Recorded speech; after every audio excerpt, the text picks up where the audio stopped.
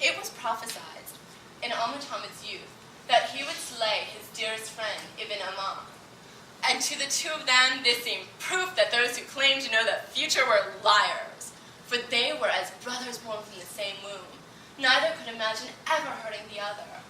And as they grew older, their friendship only deepened. Ibn Amar's wisdom was the pillar upon which Al-Muhammad's rule could rest. But there was another who he valued equally highly, Al-Rumayya, his queen. And Ibn Amar began to envy her place in Al-Muhammad's affections.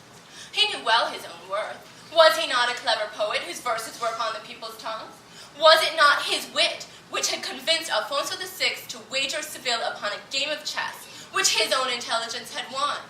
Al-Rumayya's contributions could be reduced to bearing Al-Muhammad a son, which any other woman could do equally well. The envy which had been a seed began to sprout until finally it was a tree whose roots and branches filled his entire body. He spoke against Al-Rumayya, and she, in her turn, urged Al-Muhammad to exile the poet for his offenses against her. But Al-Muhammad could not imagine life without either his dearest friend or his lady love, and refused to choose, until finally Ibn Amar went too far. He wrote a poem against her that was soon recited by everyone in the street, and Al-Rumayya declared that either the poet must be exiled or she would leave a city that no longer respected her. And heart-heavy, Al-Muhammad knew what he must do. But Ibn Amar was no fool. He did not wait to be exiled. Instead, he fled, taking a horse and riding north to Saragossa.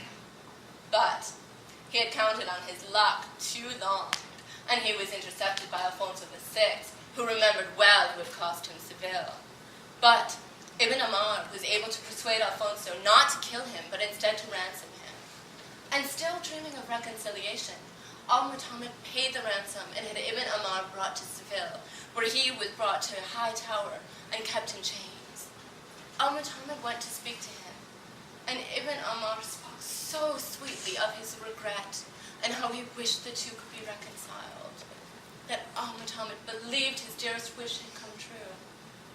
But one can never trust words in the mouth of a poet. Scarcely had the echo of Al-Muhammad's steps left the chamber when his eldest son came to bring Ibn Amar food.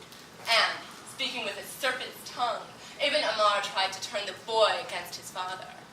But the boy left and went to Al-Muhammad, telling him all that had happened. And to the poet king, it was as though the world had disappeared into a sea of flame.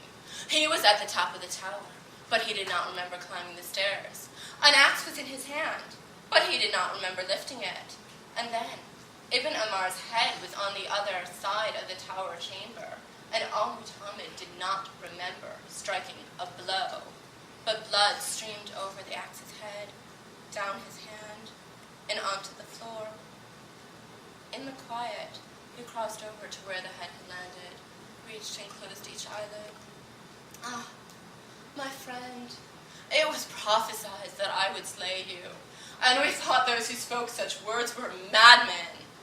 But here I stand, with your blood on my fingers.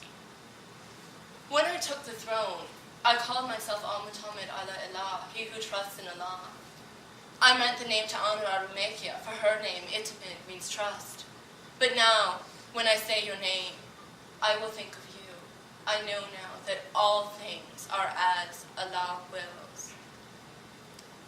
When I returned home and tried to tell people the story, everyone wanted the background.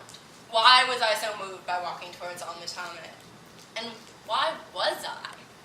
The easy answer is that he was an amazing man whose life was and is an amazing story, and I have always fallen for good stories. It is criminal that his life has been consigned to the dustbin of history, and I want to take it out, shake it off, bring Al-Muhammad, his love, Al-Rumayya, and Ibn Amar back to life, make them breathe and love and live all over again. But then, if I want to tell his story, then I should probably talk about his story and not my quest to find his memory. His story made me a storyteller. And maybe that's why I love him, because it came to me like a message on the wind and gave me a gift I never knew I could have. But now I'm back to me.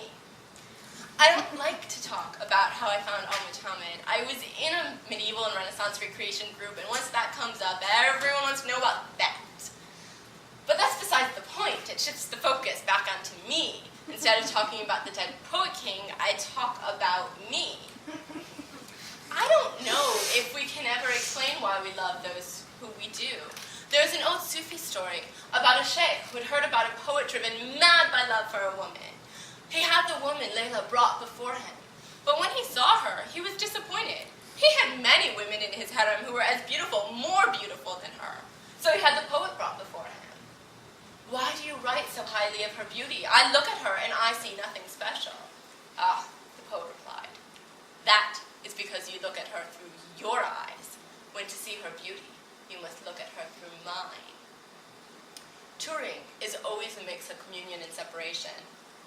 As he translated the Arabic words for me, the caretaker also translated his love for Al-Mutamid. We were brought by our shared love, and it didn't matter how we got there. I don't know why I tell the story. I only know this.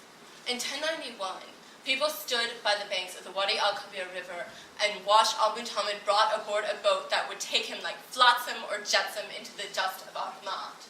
And over 900 years later, standing in Ahmad, I nevertheless weep with them.